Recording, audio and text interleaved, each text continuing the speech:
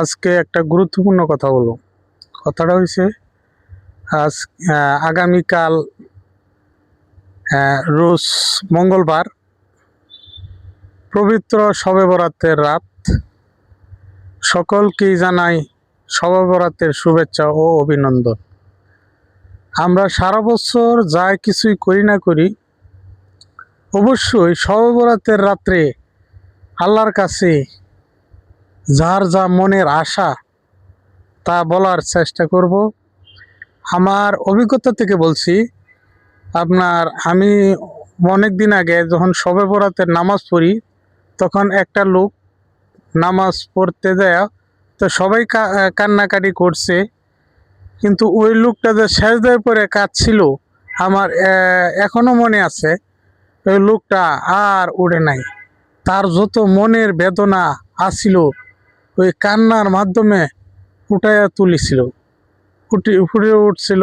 এবং আমরা মসজিদের সকলেই আশ্চর্য হয়ে গেছিলাম যে তার যে কান্নার রুল, মানে সে যে অপরাধী, আল্লাহর কাছে যে সে অপরাধী, সে মানে কি বলবো, সে এটা তুলে ধরছে। কিন্তু আমরা দুর্ভাগ্য যে আমরা এই জিনিসটা তুলে ধরতে পারলাম না, কারণ আমরা অভাগী লোক।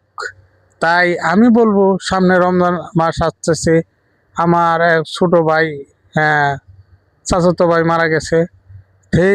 সে তো আর এই শবে বরাত পেল না, তে আমরাও পাই নাকি সন্দেহ আছে। আল্লাহ যদি বাঁচায় রাখে তাহলে পাইতে। তাই আপনাদেরকে বলবো, ওই রাতটা খুব গুরুত্বপূর্ণ রাত।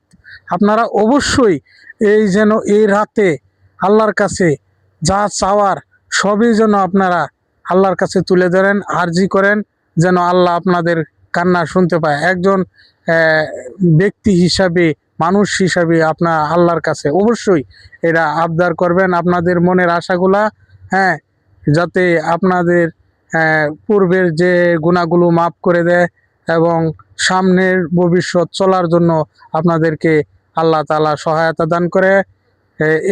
এইটুকুই বলবো। আর আমার যদি কথায় কষ্ট পেয়ে থাকেন তো অবশ্যই মাফ করবেন।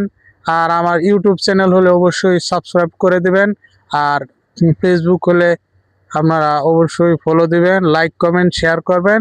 এটুকু বলেই আজকের মতো বিদায় নিচ্ছি। আসসালামু আলাইকুম।